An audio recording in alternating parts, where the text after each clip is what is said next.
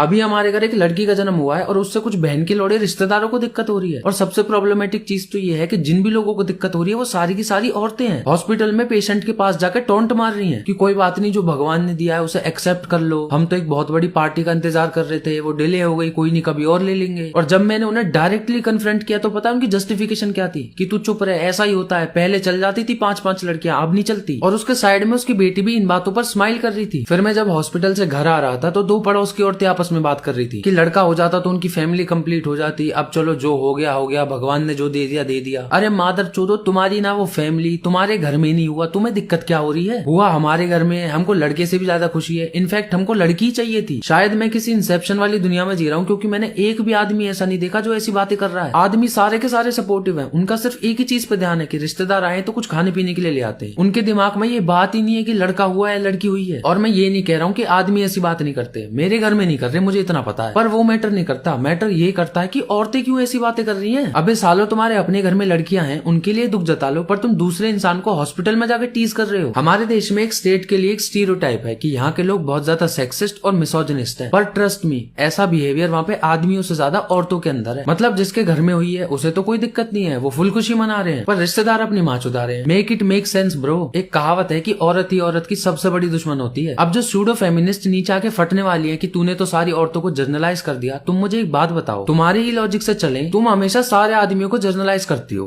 चलो तुम्हारी बात मान लेते हैं, उनसे कुछ एक्सपेक्ट ही नहीं करते। मेरा ये जेन्युइन कंसर्न है कि औरतें क्यों ऐसा बिहेव कर रही हैं। उनसे तो ये उम्मीद किसी को भी नहीं थी, ना तुम्हें ना मुझे। ये इंसिडेंट मुझे इतना प्रॉब्लमेटिक और वाहियात लगा ना कि मेरा मन तो ऐसा कर रहा था कि यही सीन क्रिएट कर दूं। मैं सिर्फ 3 चीजों की वजह से चुप रह गया। एक तो वो हॉस्पिटल था, दूसरा वो रिश्तेदार थे, और ये जस्टिफिकेशन देने लगते थे कि हमको लड़की से कोई दिक्कत नहीं है, पर अगर लड़का हो जाता तो ज्यादा अच्छा रहता, फैमिली कंप्लीट सी हो जाती। और मोस्ट इंपॉर्टेंटली तीसरा, ऐसे मूर्ख ढोर जानवर से, ऐसे वर्मिन से, ऐसी गंद से और ऐसे इंसेक्ट से सिर्फ बात करने का भी ये मतलब होता कि अपनी इंसानियत को ही खो देना। उससे बहस करके लॉजिक और रेशनैलिटी की उम्मीद करने का मतलब था कि तुम्हारी मेंटल हेल्थ अभी ठीक नहीं है, तुम्हें अभी ट्रू मेंटल पीस का मतलब ही नहीं पता। तो ऐसे लोगों को इग्नोर मारना ही बेस्ट ऑप्शन है, क्योंकि तुम अपने अलावा किसी को भी नहीं सुधार सकते।